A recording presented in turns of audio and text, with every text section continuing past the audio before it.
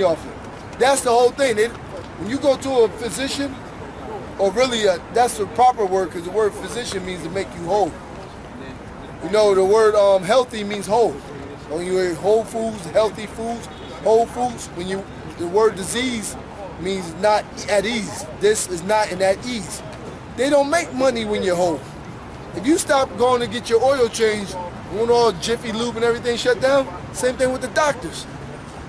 We always bring out a good point. When we were younger, most brothers around, in the camp, 40 years old or older, you could hardly find a pharmacy. There's one pharmacy in the whole city. Yeah. Now you got pharmacies at every corner, and they all making money. So 24/7. So that's a big business. So you think they gonna come out and give you a cure? They'll lose money. Matter of fact, hey, read the cure for AIDS right here. Oh, what is it? Let me see. USPTO.gov. Method of curing AIDS with tetrasilver tetroxide molecular crystal devices. Right, because the silver in a very small form goes into your bloodstream and it eradicates AIDS, but it'll eradicate any damn thing. This your format. And this is the cure for it right here. You got it. Now there was a so-called Jew named Marvin Antelman, and his company is in Rhode Island. It's Antelman Technologies. He filed for the patent for the cure for AIDS back in September 22nd, 1994. Tells you right here. Now this is from us.gov. You can go to uspto.gov and you put this patent number in, it'll pop up. It says United States Patent Antelman, method of curing AIDS with tetrasilver tetroxide molecular crystal devices. And it tells you here, 4 parts silver, 4 parts oxygen. And if I can say this too, you had, what's the guy name? Dr. Sebi? Yeah, Dr. Sebi. Sebi or whatever. Yeah. His thing was, his technique of curing and redoing everything was intercellular cleansing. Right. Like he eats live food. Everything is alkaline basically. In other words, electric food. Electric food, because with that, he said, now I listened to him, he's a witch too, but Yeah, he is. most health stores, even if y'all brothers ever watched that show Charm that used to come on, I used to want to screw a couple of them chicks. I used to watch it.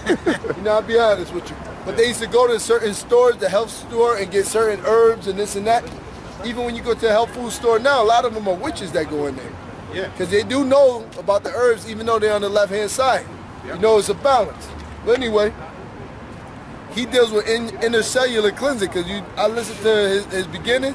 He said he was old, he was overweight, diabetic, impudent, and everything else. Yep. He said once he cleaned out his body, he said his Johnson jumped up right, his whole health and whole livelihood, his skin cleared up, he became rejuvenated, and the basic thing he was eating was alkaline food. Like if you're eating all these burgers and all that other stuff, it makes you more accessible for these demons or diseases that attach onto your body. Esau's ingenious. Makes you acidic. It makes you acidic, and so all these diseases, cancers can get in your body and they can flourish. So that, it is good to know the Lord didn't give us a dietary law for no reason. And that's why most of the time when you used to go back in the day, you didn't eat meat all the time. You had beans, salad. You had certain beans that are heavy alkaline. I can't remember which ones. I'm going to Google it again, but I know like black beans are good for you, lentil beans and all that stuff, and they help chickpeas, and that helps flush you out.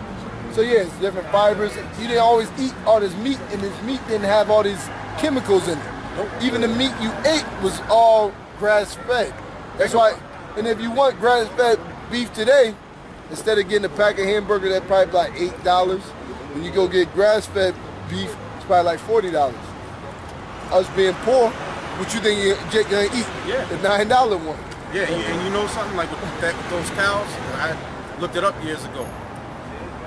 A grass-fed cow takes about 4 years before it reaches slaughter weight. Just eating grass. That's what a cow's supposed to eat. Scriptures say they chew the cud. Yeah, yep. But now the cows that they inject those steroids into and hormones, the feed that they give them is a mixture of other animals grinded up. Might be a little corn. They're not supposed to eat corn. They're supposed to eat grass. They give them corn with other animals, like when there's a roadkill on the road, Esau cleaned that up. They send that right to the slaughterhouse and grind it up, and they put it in the feed. Anything. They put chicken feces in there, chicken feathers, anything that they could find. They grind it up and put it in the feed because it's cheaper to feed all of them damn cows. And then they got to inject what you call it, not only growth hormones, but they inject antibiotics into them because they're sick, because they're not eating what they're supposed to eat. So then it takes the cow, instead of 4 years, which is 48 months, in about 16 or 18 months they'll be at slaughter weight. Then they slaughter them and you get them out there.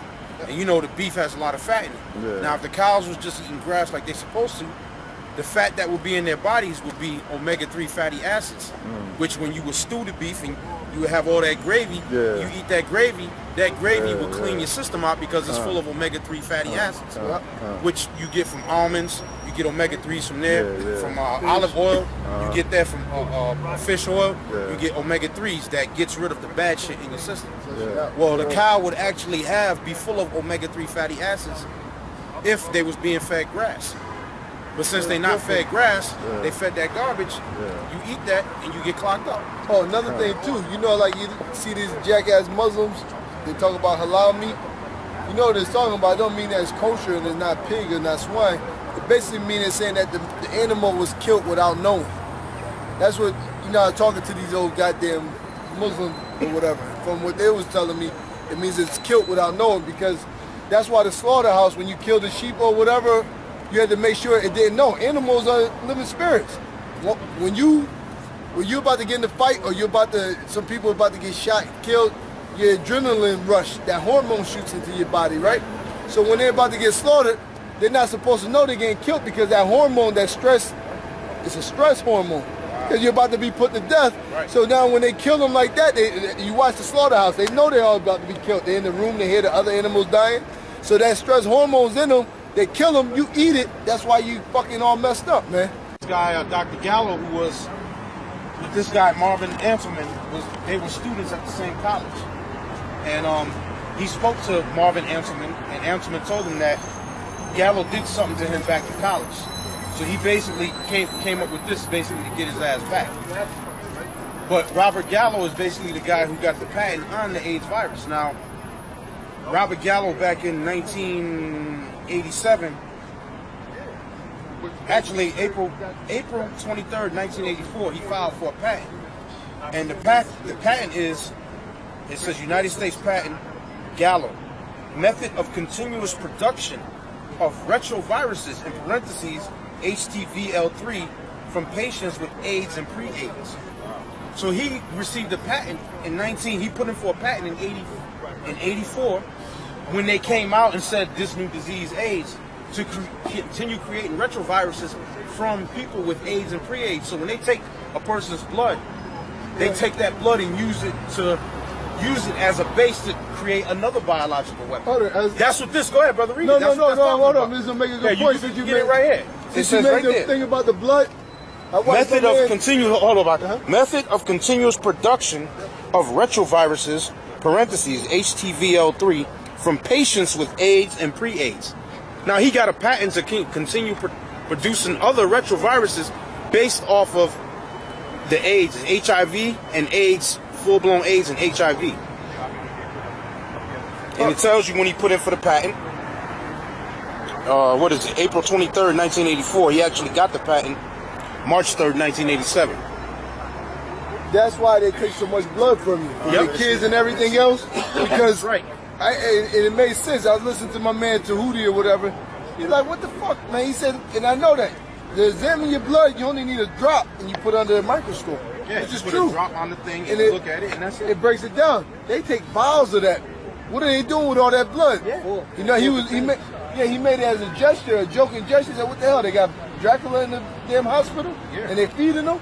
But they don't need all that. And they take it and they send it out and they weaponize it, or they sit there and study it to see how they break down us as a people. He saw the goddamn that's devil. What this right here is telling you. Yep.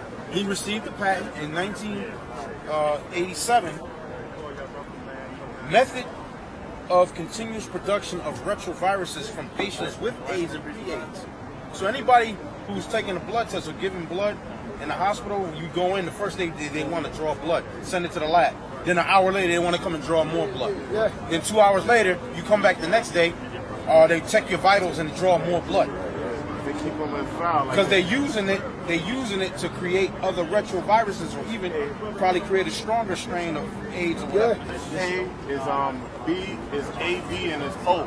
Yeah, A negative, B, A, B, and blood type O. Yeah. Yes, sir. Even when you go out to go get the HIV test done to see if you even got it, it takes about 3 containers of blood. And you wonder, yo, damn, what? They tell you, make sure you eat before you come in and get blood. You're like, yo, why the hell they gotta take so much blood? I used to, before I come in the church, I used to be like, yo, why the hell they gotta take so much blood? And then when they sitting there injecting, you feeling worried. Damn. Yeah, because when they take a quart of blood out of you, man, you're worried. That's why they got cookies and they got certain refreshments, the cookies, orange juice, apple juice, to put sugar back in your system so your body could rejuvenate and rebuild that blood back up that you just lost. Yeah, because they basically the blood is formed, the red blood cells is formed in the red bone marrow is in the spongy bone, and it doesn't replicate, and so they die off.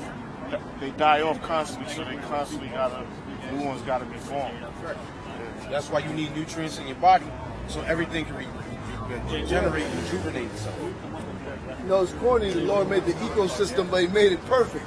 It's an actual system. Everything has to run perfectly.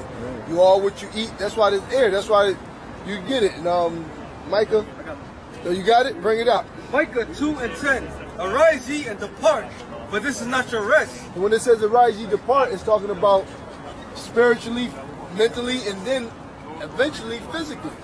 You know, when the Lord come back and we pray that we get delivered, that we're part of the elect, to get out of here physically. You know? Because it is polluted, shall destroy you, even for sore destruction. What's polluted? The air, the food, the drink. You know, you can't even get a piece of pie. You can't even slide your pecker in one of these chicks without throwing the rubber on, without worrying about fucking bringing some pollution back on the top of your mushroom. You know? Not even that. Yeah. If a man walk in the spirit, Even hold on, and then not even the rubber is not even 100%, because it's plenty of studies that we watched 20 years ago almost, and they sat there and they're like, look, when you look up the rubber seal and look up the AIDS virus, it said the AIDS virus is a football, and the rubber, the way the molecules and everything is structured, it's as big as a football stadium. That's why they put the Knoxville 9 and all that's supposed to help protect it and kill that. That's why that fake story with Troy, the Trojans, like they basically when their walls penetrated, the condoms, they got the microscopic holes in them. Yeah, they do. They got holes. I remember back in the 90s, we used to have an article, a magazine article that actually showed under an electron microscope, it showed a condom magnified, a latex condom. The worst are lambskin. Lambskin, because it's skin. Skin has pores. Yep. Right? And it showed they showed it under an electron microscope.